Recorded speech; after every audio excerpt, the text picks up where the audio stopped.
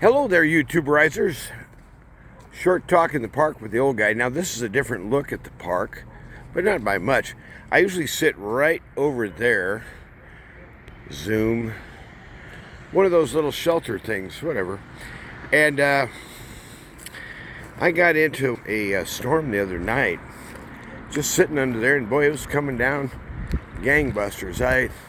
It's an old word my dad used to use from the 1930s. Take a look at this. Now, this is what weather is like in southern New Mexico. Now, I think, if you'd like my opinion, that people are a little sketchy on reality here sometimes. This is called the edge, the first edge of the monsoon season. I think monsoon is just all wrong. In places like Bangladesh or Pakistan or India, when they get a monsoon, they're not kidding around. I mean, those people can come down with, 4 or 5 or 600 inches of year in a rain season. We might get 9, possibly 10.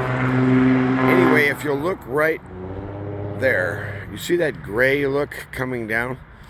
I'm guessing by now you recognize that's rain. It looks like it's coming our way, although it's difficult for me to tell how long out. I'm going to say another hour and a half to 2 from now. I don't even know what time it is, but it's after 7 p.m. This is a Thursday. That there is Spina Drive, people driving by. And I don't see much folks out here today. Sometimes there's little kids playing ball or, parents out there with their little kiddos or whatever. But one of the things I just love about being down in southern New Mexico is the clouds. This kind of stuff, I just eat it up.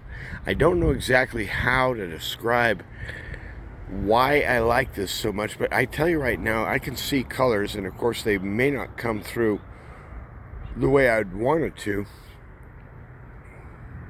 in the sky. There's colors up there. Look at this little guy. Hey, where'd you go? Well, he's fast.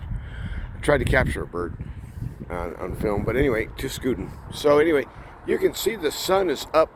Oh my gosh, I don't even know. I'm going to say behind that thing. That's where it looks like it is to me, although it seems awfully late in the day for it to be that high. I just saw a lightning flash over there. Too bad I didn't catch that one. And lightning and thunder. Boy, this time of year when I was a kid, we used to call it, I know, the little more exotic name than the monsoon season. We used to call it the rainy season when I was a kid. Kind of like, it's like clockwork, Hasn't rained for weeks or even months. Guess what? It's 4th of July. It will rain. And I think it did that down here. I was up north this year. I don't know, but I think somebody told me it did rain on the 4th. And I just love looking at the clouds and kind of thinking back about how, in a way it's a little bit, I don't know how to say this exactly, but it's a little bit like, you've got a traveling art show, and this thing is constantly in motion. Even from minute to minute, there's changes. Look at that. That is really growing fast right over there. So I'm not sure I want to take, because that vertical thing right there, that vertical cutoff, that is rain falling. That's not far from here, a couple of miles. So I want to say I'm probably not going to go for a big pick them up and put them down. I had time to take a nap after work and just kind of fell down underneath the swamp cooler just to kind of get charged back up, and I feel good right now. Last night when I went to bed early just to get out of the heat, mainly because it's an excuse to sit underneath the swamp cooler or lay down, I didn't even wake up till 9:30 or 10, and I thought to myself, I'd like to go for a walk. By then, it was like, it's too far away. So, I like to walk a little bit every day in the mornings and walk some in the evenings and, kind of try to keep the LBS down here under control. I don't like being overweight, and I figure, well, why would I do it if I don't want to? And yet, really weight is for a lot of people, it's an issue. And for some people, it's a real issue. So, I thank God that I haven't had to fight with that particular trouble all my life, but I've always been just like I am right now, kind of about 20 pounds or 25 pounds as an adult, probably heavier than I should be. I should be about 170 pounds. I know it. And I really don't know what I weigh right now because I don't have a scale. And I don't actually care that much. I can tell when I'm losing weight. And I got into the weight loss mentality of trying to count calories and all that other stuff. Basically, the short version is whatever you like. If you like, say, Chinese food, or today I had a chicken sandwich at KFC. If you like something, my basic problem, look at this over here. I want to watch this here. Guy out here with a booter dog. See if I can catch a hold of them guys. There's the guy. Let's see what this dog likes to do. Looks like a clever little rascal. He's just waiting. Just waiting for something. Well, I don't know what the guy's waiting for. I thought he was throwing stuff for the dog, but anyway, it doesn't matter. But when you get into all of this, a lot of it, it seems to me, in terms of weight management and all that stuff, it's about something other than just, I don't like carrying the weight. It has to do with a kind of a social index, and you know, whether you're something kind of person rather than another kind of person, and whether you're cool and whether you're acceptable and all that crap. And I don't want to get involved with that. I don't care about that stuff. And it doesn't matter to me whether I'm cool. In fact, I'd rather not. Thank you. There's so many things in our world where it's sort of like you're supposed to just sign up and be on board without thinking it through. Let's say, mysterious drugs that appear out of nowhere at warp speed. You're just supposed to line up and take it because the authority told you to. And what I'm thinking is, wait a minute, that's experimental. You've never done the work on that. You're supposed to test that for 7 to 10 years on animals. Well, they did. They had a SARS vac. This is probably 6 years ago or more. And what they did, they found that, well, yeah, it works. I mean, if you want to kill cats. I mean, it just kills cats. That's all. Hey, I know, I think I'll do this tonight. I'm not going very far. Look at the size of this guy. What are you doing today? Well, that's about a spooky guy. He didn't want to talk. A lot of paranoia out there right now. A lot of people who won't say hello. Like maybe I'm going to mug him. Yeah, I look like a mugger. And people are afraid of their own shadow. It's like, I refuse to live that way. Hell with it. You know, the government can go to hell, and frankly, they are going to hell. I'll do what I can do. I mean, I'm not going to turn this stupid boat around. The poodle and all of his traitors and liars that he's got working for him, they're busy trying to tank the U.S. dollar. They're trying to destroy U.S. banking. They're trying to turn us into a third world nation. I'm not going to roll them back, but I refuse to be paranoid about it either. This is all in the hands of the great God. Okay, this is what I wanted to show you. This is called corner East Park and Farney. And how you guys? Okay. And so this is another little park. It's a little bit odd. I'll show you this. This is not the park we were just in. I'll show you that one. It's over there on the other side of the street. So I never have quite figured out the layout here, but I do like this park too. A lot of grass. By golly, you can tell they've been cutting it here. Yeah, it's kind of slow to walk through. Actually, this stuff's about 3 inches tall. I think they should have set their blade down a little bit, but anyway. Funny how they didn't ask me. I think I'm just going to go sit under a tree over here. I don't want to go for a walk. Went for about a 6 miler. Oh, listen to them guys. Went for about a 6-miler this morning, or 5, something like that. And I got home after work. It wasn't only but 4 hours or so, and I just thought, I don't want to do anything. I just want to sit down. Oh yeah, look at this. I like that. See, you should find a green place where you can sit under a tree and look at the clouds. That's my idea. So that's kind of about as far as I want to go. I don't think I'm going to get rained on by that. Look at this guy up here. Oh boy, it's funny how that does not come through. In my eyes, that white part right there is much brighter. See if we can change the light. Probably not. I've changed the light before on this camera and I don't know how it happens. Hey, let me try that. Well, look at that. There you go. So that's darkety dark. That looks a little closer to what I'm seeing right there. But anyway, it's a cheap camera because it's just a phone.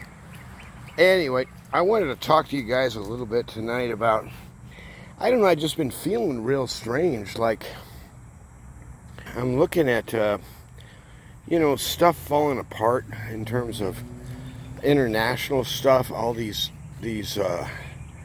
enormous graspings after power by toads and vermin who were ostensibly supposed to be civil servants, like for instance that little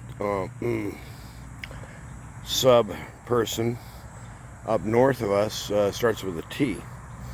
That guy's a traitor to his country, and he should be, in my opinion, treated in the same way as you would have treated Adolf Hitler in 1946.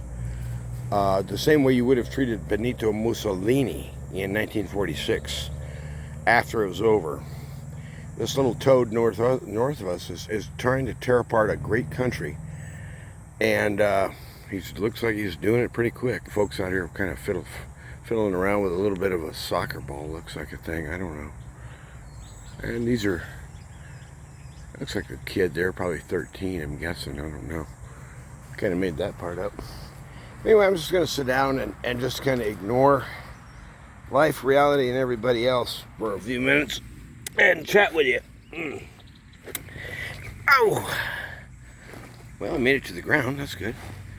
Back up against this, probably a poplar, I'm guessing. I don't really care for poplars, but that's okay. They do provide. Poplars are one of those trees that they planted in Buku out the wazoo in the 50s in Albuquerque, basically as a wind block, and I think down here they had a similar strategy to do the same thing. Well, they found a place where I want to put my phone. And the thing is that the prevailing winds coming across here are almost always from the west or the southwest, same basic direction that looks like that rain's coming from. So it's coming in off of the Pacific out there, probably, I'm guessing, south of Baja California. And I don't watch the weather, I don't watch TV. Haven't had a TV since Slick Willie was in office in, it was about early 90s. He got elected in 92. Probably a year later, I just got rid of TV. And I've had no interest in it since. And you know, the thing I've noticed, honestly, is that here at 92, what is that, 30 years, I've been without television. And frankly, I don't feel like I've missed a thing.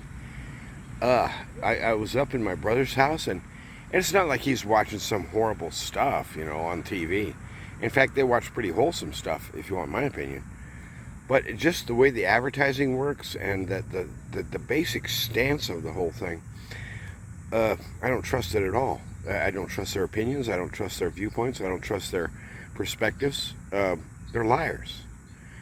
That's TV. But yet TV is everywhere. And it's, oh my gosh, I can finally see the sun. Boy, was I off. It already went down. It's right behind that hill. Probably 20 minutes ago or more. I was pied. I guess I was just absolutely fooled. Yeah, it looks like a great big bonfire over there to the west, or actually northwest. Anyway, I don't like TV. So anyway, I was up there for the 4th, and it's like, well, what are you guys watching? And I couldn't believe it. I've seen it now 2 years in a row. I really don't have words for it. The Nathan's Hot Dog Championship Eating Contest in Coney Island. And there's this weird hype meister guy. I mean, this guy's like some sort of weird cult leader or something. I don't know. And he does the promo and the hype for each of the contenders, as they're coming up to the line here.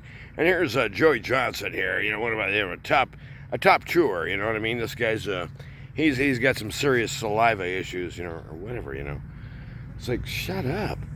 And the guy who wins this thing, I can't remember his name, Joey somebody or something, I can't recall. I watched him pound down, I think it was 62 hot dogs or something in 10 minutes, but it isn't just the hot dogs, it's the buns. But you don't eat the buns, you kind of drink them, okay? So you pull the hot dog out as a separate thing down the neck, or maybe 2 or 3 at a time. I mean, however you want to do it, it's your technique, it's an issue. And we're going to go into training, and we're going to get you a technique, say hot dog championship eating. Yeah, we're going to make $1 million. The guy's actually worth more than $1 million. He's won this contest so many times, it's crazy. And he's won other big eating, competitive eating, really. That's a sport in America now? Yeah, it is. And it's been since at least the 70s. Anyway, you watch this thing on TV. That's, in my mind, it was just like a nice little snapshot, like, got it, one photograph. That's what's wrong with TV. The Coney Island hot dog eating contest. It was full of hype. It was full of people who were pretending to enjoy themselves. It was full of people who wished to become somebody's, the champ or champions in, second rung or third, whatever. And then there's a women's contest too. You'll be glad to know that the lady only ate, I forgot what it was, 32 or 34 or something like that. But there was an issue with hers because, the referees and the judges, and they had to do and go back and do another count, and we've really found that the actual count was a little bit higher. Who cares? It's disgusting. And so what they do is they take the bun part. Yeah, it's just white bread. You know what a hot dog bun is. You basically just wad it up, stick it in a glass of water, and they got about 40 glasses. Maybe it's not even water. It might be lemonade for all I know. And then you take this gooey slop thing and just essentially drink it down. Like, ugh. And it's like, that's how they're eating hot dogs. Anyway, when you watch that kind of stuff and you realize that's really the level of where we're kind of at with, TV. It's what the entertainment medium is about. And it's about selling advertising, of course.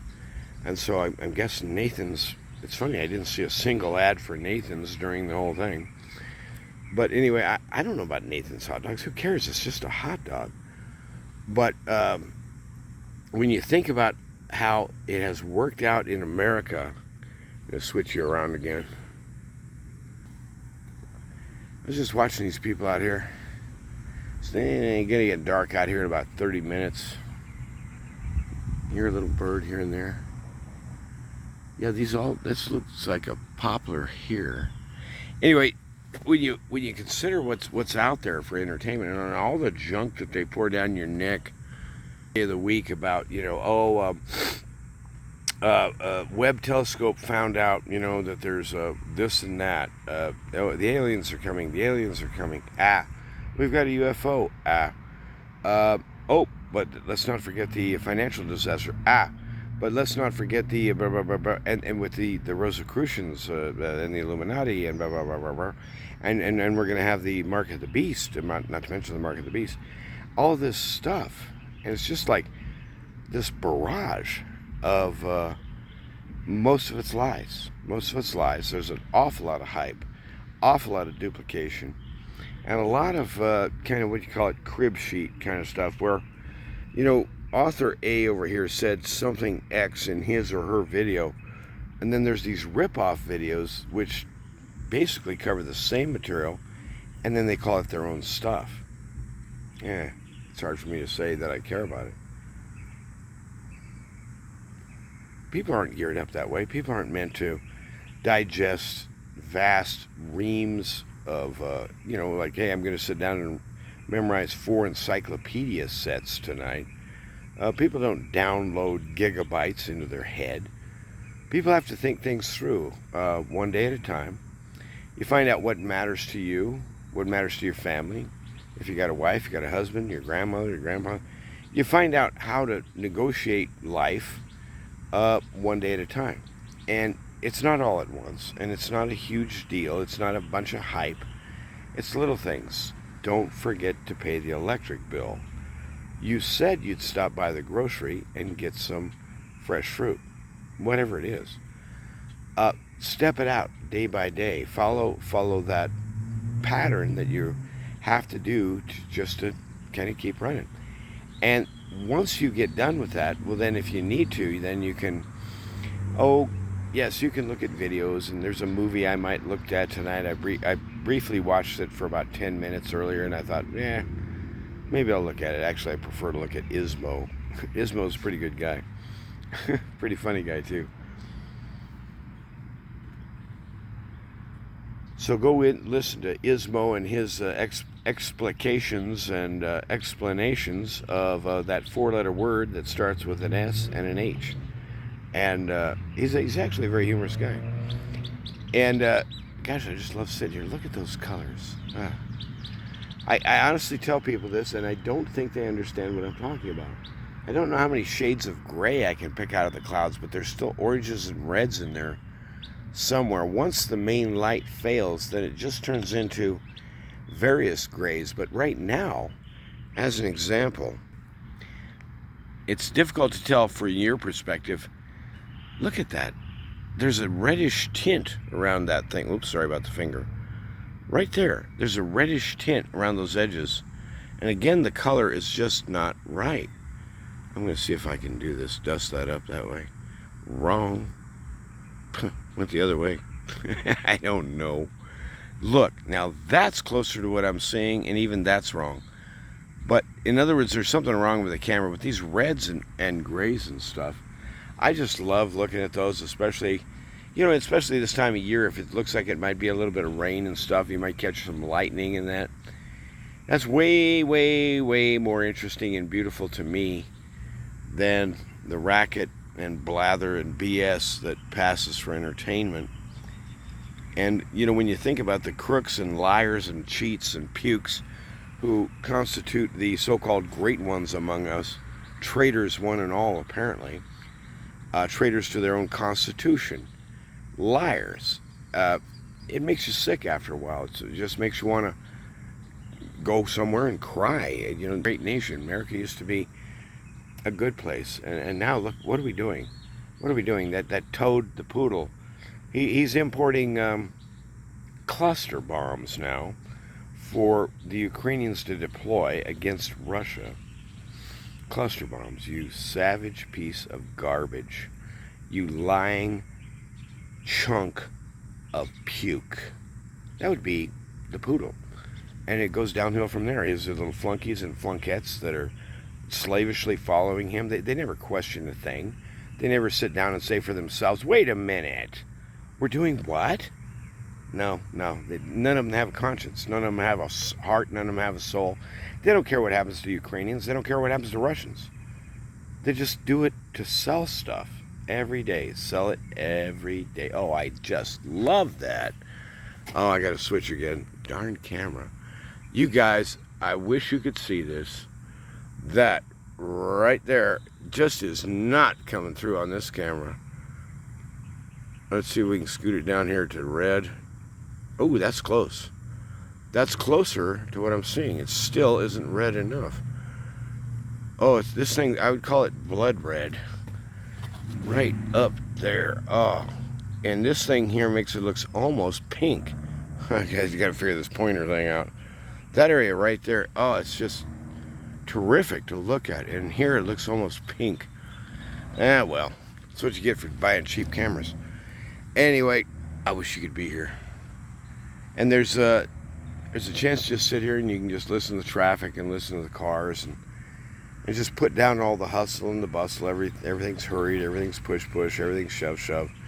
You know, the Lord doesn't operate that way. The way that the Lord does is, there's a thing in the Bible somewhere, still small voice. In other words, the idea is in the quiet, you ask the question, not during the ruckus. Because during the ruckus, everybody is telling you what to do and how to do it. You don't have to put up with that. You just simply shut your system down, walk out. I'll think about it in my own time. I'll come up with my answer. I will not be hurried, and I will not be told what to think by anybody, including the poodle and his treacherous four-letter word people that work for him. You know, I was looking at some videos the other day. Donald J. Trump. I'm not a big fan of Trump, but I do like the guy. I've never seen anybody take on the media the way he does, and he is just entertaining to watch. He doesn't care what they think of him. And I saw him at some kind of MMA thing the other day. Thousands of people just want to get next to this guy. He's funny. He's the center of attraction. He's a leader. People respect him. People love him. I mean, thousands of people will show up just to see the guy and cheer as he drives by and stuff. And you compare that to the poodle. He has a public statement or something, and frankly, nobody cares. Nobody can even remember what he was talking about because he doesn't know what he was talking about. And besides that, it was probably a lie anyway. And the difference between these two men is just astonishing to behold. One of them supposedly garnering the world record largest ever popular vote in 2020. This is the guy who can't remember to tie his shoes and stuff. And the other guy that just, I mean, from the day he was elected in 2016, they could not get over hating him. And I think I know why, to be honest with you. The cooked algorithms in this so-called voting system that we have now, it's just an absolute sham. It's a total fraud. Well, the problem was that in 2016, they already had the algorithm working.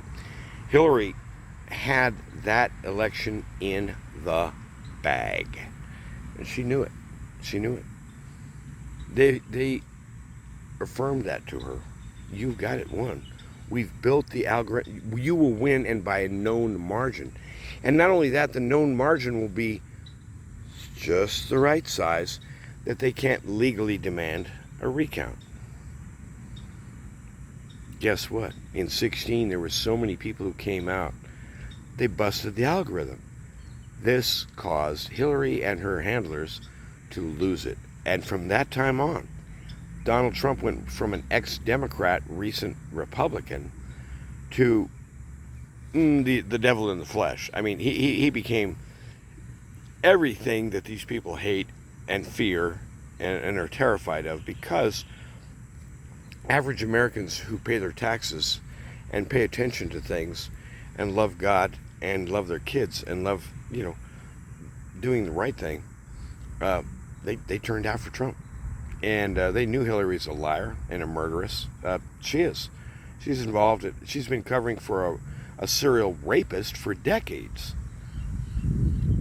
And the women who come forward to accuse him, she destroys or disappears.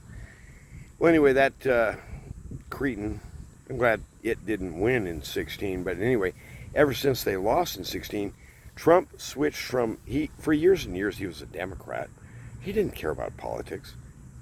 And thing is that he kicked her butt in 2016. Well, in 2020, this time they brought out the heavy artillery. This time the fraud was at astonishing levels, grotesque levels. Even a baby would notice the fraud. Name one judge in this entire land who has the backbone to even hear the complaints that were raised. People, thousands of people, came forward with affidavits and petitions and official papers to say, I want to be heard in court. I want my day in court. I saw active fraud. I have videotape of it. Not a judge in the land with a backbone to even hear that testimony. That told me in 2020, by mid-November of 2020, what we called the Great Republic, called the US of A, it's dead. We've got something else now. It still may be going by the same name. I don't know what the heck they call it this week, but frankly, nobody cares. But now, it is no longer a representative constitutional republic at all. It is some kind of weird oligarchy run by psychopaths who apparently like to hang out in Brussels or something. What's his face? That WEF guy, Klausy, little Mr. Nazi Pants. I mean, it's so weird. I mean, his dad was a high-ranking Nazi, and the basic difference is that Klaus speaks English. That was it. And this guy's supposed to be taking the world by storm. Another traitor, another liar. This whole system's going to collapse. Their whole let's remake reality all over again in our little utopian, paradisical, Marxist garbage sense. And see what happens, right?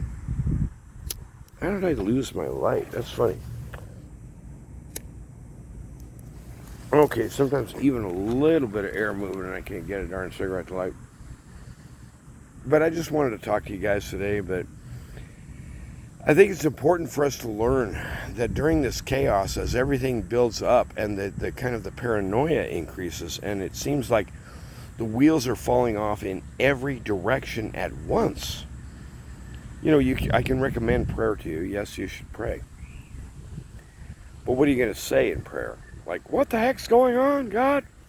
You can start with that. But it's more like, no. This was designed. God is never caught off guard. There's no surprises to him, and there's no coincidences to him. He saw this coming before you were born, before I was born. In fact, it's prophesied in the book. Just go read the book.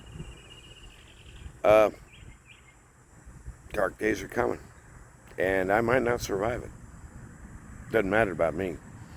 What matters is that when Jesus comes, all of this chaos and BS comes to a screeching halt in divine fury. Judgment shall come. This is the message the church was entrusted with, and this is the one she can't seem to remember. Once you have the idea of the great God who stands on earth, surrounded by his holy, fiery angels, actively thrashing and destroying his enemies forever, they will never rise again, trust me, and they know it. Then you suddenly have to realize, no, wait a minute. No human, not me, that's for sure. No human could come out of that judgment unscathed, because he's judging according to perfect righteousness. You got the wrong gringo over here. And he has made a way for sinners, for people to come to him and have their record wiped clean. More than clean, actually, if you read Mike Labor's record in heaven, and any of you who are believers, if you read that record in heaven, and actually I haven't looked in mine, but what I've been told is that actually not only has Mike done no wrong, but he's been actively righteous. It's like I keep thinking, who are we talking about? But in other words, it's an accredited righteousness. It's an accounted righteousness. It's the righteousness of the Savior. And when he changes your record, then this allows you to begin to change your attitude about him, the world, people around you, everything. The Christian gospel is the good news. The church wants to talk about the good news as if it was love, love, love, love. Did I mention the love part yet? By the way, I'm selling love, and if you'd like to, let's mix up a love potion. Love, love, love, love, love, love, love, love, love, love, love, love, love, love, love, love. Shut up. It's love in terms of what is due. And he has made a path for us, which frankly none existed, in our own so-called righteousness, whatever that is. And he has made a new way. So you rest in him, not in the news, not in the panic, not in the chaos, not in the BS, not in the disgusting and appalling treason of the current so-called that squatter who lives at 1600. No, you don't get torn down by that stuff. You look at it and you realize this too must come. But in the midst of this, we shall rise in Christ at his command. When he says stand up, by golly, you will. But we get to stand up in gladness. We get to stand up in welcome and thanksgiving at his coming. He's no enemy to you, not if he has made peace with you on his terms and you went along with it. He's come here to change lives and for the better. And I mean, has an everlasting perspective. We so often think of, the big bad governments and the big bad nations and all of the terrible people and blah, blah, blah, blah, blah, blah, blah. All this stuff is short term. Friend, the government that is here has been here for a couple hundred years, and who knows how long it'll last. The government in Britain's been there sort of 900 or 1000 years at least. Chinese, well, I don't know about the Chinese. The Maoists basically destroyed the whole Chinese tradition. Never mind that. But the point is that we tend to think of governments and institutions and these big heavyweight people like, the WEF, bunch of sawed-off toads. They're going down the toilet. But we think of those guys as the long term and us as the flash in the pan. We've got it almost exactly backwards. I think I'm stealing this from C.S. Lewis, at least I hope I am. Basically, you're an eternal character. You're an eternal creature. Yes, you had a beginning. You were born. Your mother and dad had a baby. Guess what? Happy baby. But you have no end. Sort of a little bit like an extension cord with only one end. Think that one over. You are an extension cord with only one end. And I think what's happened is that the church has gotten into some sort of weird parade mentality where I was looking at this trash the other day. I couldn't believe it. Voddie Baucham was doing the voiceover on a vid, and it was just this abominable crap, ostensibly going on inside a Christian church. That stuff's just only going to get worse, more outrageous, more crap, more garbage, more lies. And that doesn't mean you quit paying attention. That doesn't mean you give up. It just means that your loyalty, really, once and for all, you as a man, you as a woman, who's the one person in this world who really knows who you are? I mean, really. Your wife might know you pretty well.